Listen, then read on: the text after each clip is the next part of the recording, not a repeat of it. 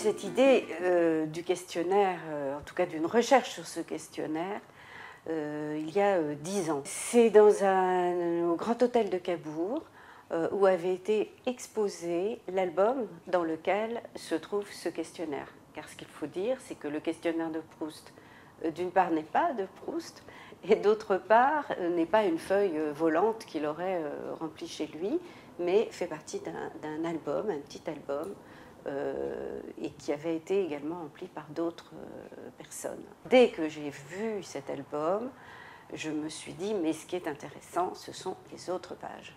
Alors j'ai intrigué auprès du directeur du Grand Hôtel pour qu'il accepte de le ressortir du coffre. J'ai vu qu'il y avait toutes sortes d'écritures, d'encre, de jeunes gens, parfois très jeunes, qui avaient écrit.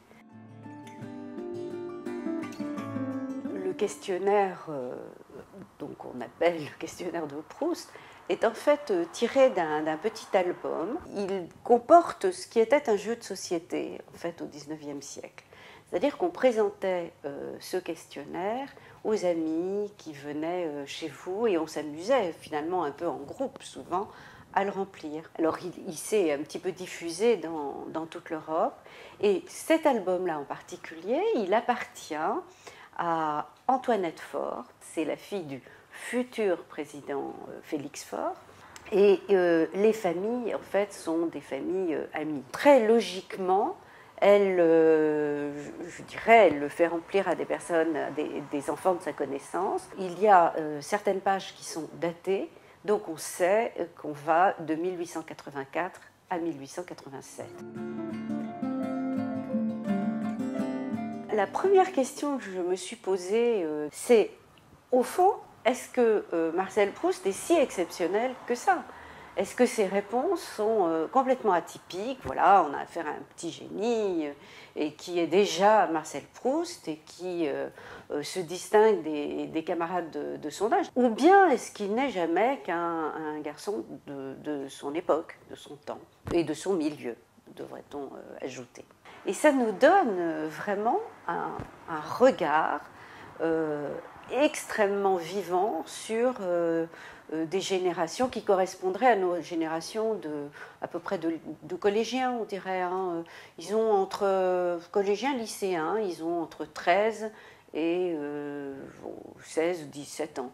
Qu'est-ce qu'ils lisent, qu'est-ce qu'ils aiment, quelles sont leurs occupations favorites, de quoi ils rêvent, quels sont leurs héros favoris, voilà, donc toutes ces questions.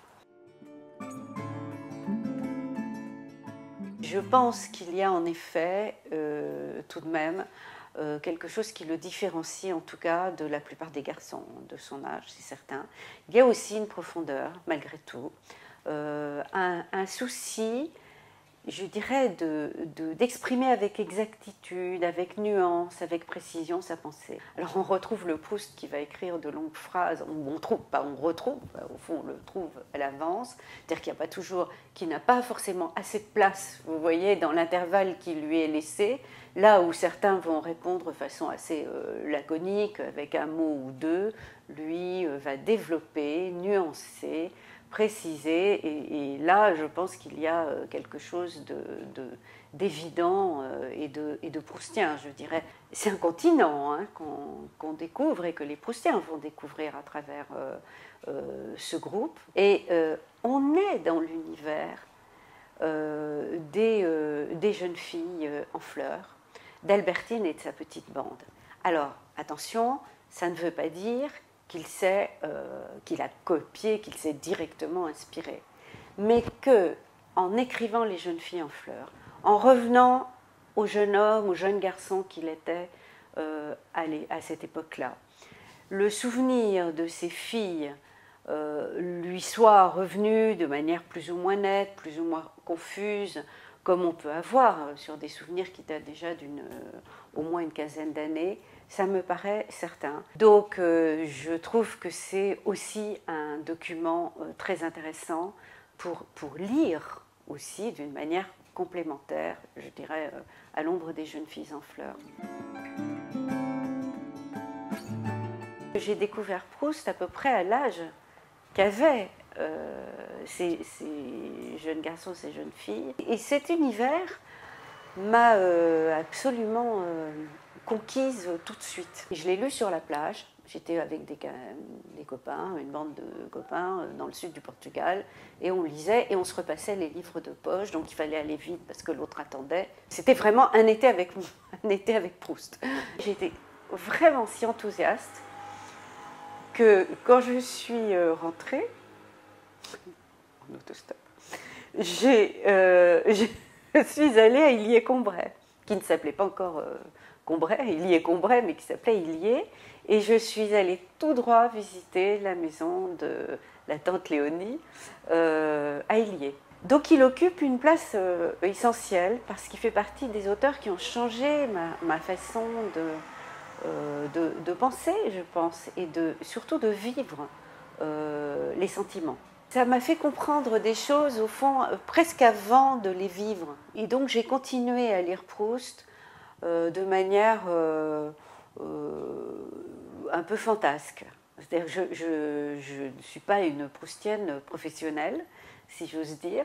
Je n'ai pas consacré ma vie à la recherche, mais j'ai lu à la recherche du temps perdu un peu toute ma vie depuis. Et je pense qu'il fait partie de ces auteurs qu'on redécouvre différemment selon l'âge qu'on a. C'est une place considérable, qui n'est pas une place de fanatique. J'insiste là-dessus, parce que je ne suis pas proustomane, comme certains, je ne vis pas avec Marcel Proust non plus, mais je suis quand même toujours stupéfaite par la profondeur, au fond les qualités qu'on découvre déjà chez le très jeune Proust, c'est-à-dire la sensibilité, la profondeur, la justesse, et cette incroyable plongée, si vous voulez, dans la psyché.